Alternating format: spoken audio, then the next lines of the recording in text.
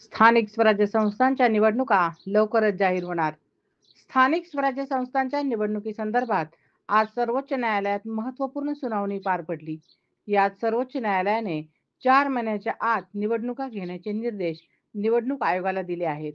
तसेच 4 आठवड्याच्या आत निवडणुकांसंदर्भातील अधिसूचना काढण्यासही सुप्रीम कोर्टाने सांगितले आहे. ओबीसी आरक्षणामुळे निवडणुकांचा प्रश्न जैसे ते ठेवण्यात आला होता. मात्र आता ओबीसींना 2022 पूर्वी असलेले आरक्षण कायम ठेवून सुप्रीम कोर्टाने राज्य निवडणूक आयोगाला 4 महिन्यांच्या आत निवडणुका घेण्याचे निर्देश दिले आहेत. यावर राज्य सरकारनेही आक्षेप नसल्याचे सांगितल्याने 4 महिन्यात निवडणुका घेण्याचा मार्ग मोकळा झाला आहे.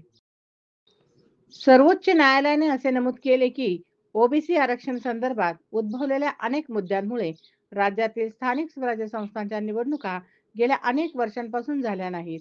मात्र आता स्थानिक स्वराज्य संस्थांची निवडणुकीबाबत 4 आठवड्यात नोटिफिकेशन काढा आणि 4 महिन्यांच्या आत निवडणुका घ्या. या निवडणुका अडवून ठेवण्याचे कोणतेही कारण आम्हाला दिसत नाही, असे सर्वोच्च न्यायालयाने म्हटले आहे. ओबीसींच्या जागा कमी होत्या हा याचिकाकर्त्याचा दावा होता. त्यावर कोर्टाने 2022 पूर्वीची स्थिती कायम राहील असे निर्देश दिले. राज्य सरकारला आणि राज्य निवडणूक आयोगाने दिलेल्या कार्यकाळात कारवाई करावी असे सांगण्यात आले.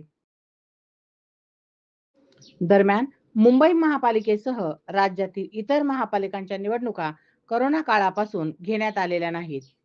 त्यामुळे सर्व महापालिकांमध्ये प्रशासकांद्वारे कारभार सुरू आहे.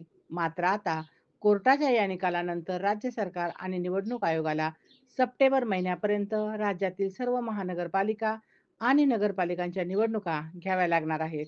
त्यामुळे जवळपास 5 वर्षांपासून रखडलेल्या मुंबई पुण्यासह विविध महापालिका, जिल्हा परिषद, पंचायत समित्या, नगरपंचायत निवडणुकांना हिरवा कंदील मिळाला आहे.